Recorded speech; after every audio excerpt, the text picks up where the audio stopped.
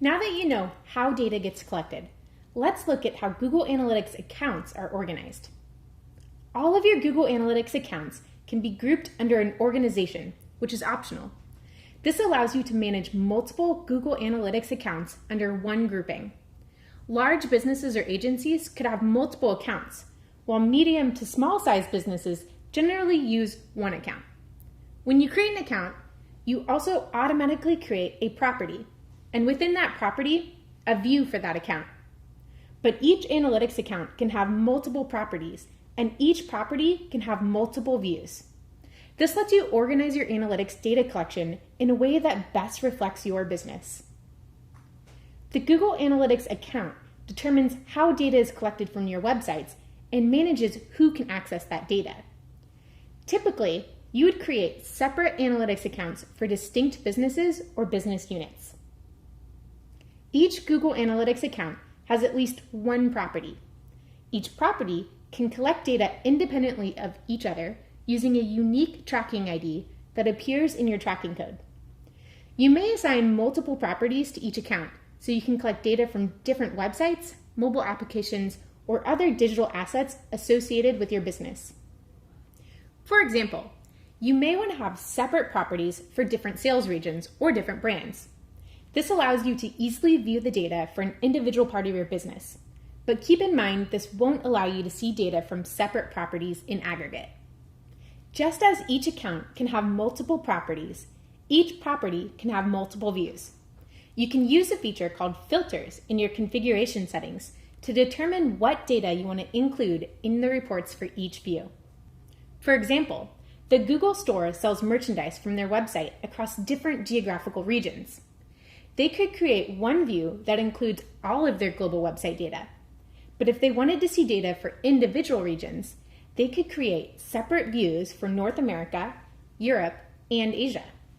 If the Google Store wanted to only see data for external traffic that didn't include their own store employees, they could set up a view that filtered out internal traffic based on IP address. The view level also lets you set Google Analytics goals. Goals are a valuable way to track conversions or business objectives from your website. A goal could be how many users signed up for an email newsletter, or how many users purchased a product.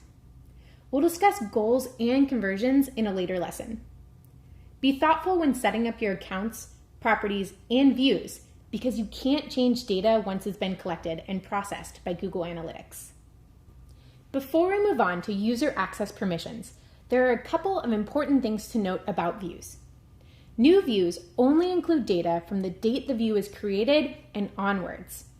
When you create a new view, it will not include past data. If you delete a view, only administrators can recover that view within a limited amount of time. Otherwise, the view will be permanently deleted.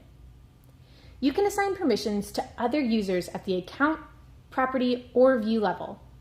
Each level inherits permissions from the level above it. For example, if you have access to an account, then you have the same access permissions to the properties and views underneath that account. But if you only have access permissions for a view, then you won't have permission to modify the property or account associated with that view. By clicking Admin, Google Analytics lets you set user permissions for managing users, edit, collaborate, or read and analyze. Managing users lets users add or remove user access to the account, property, or view. Edit lets users make changes to the configuration settings.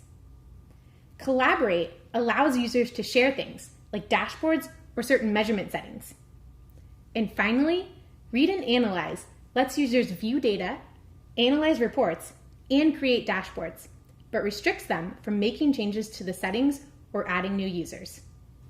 How you configure your organizations, accounts, properties, and views can affect how your data gets collected.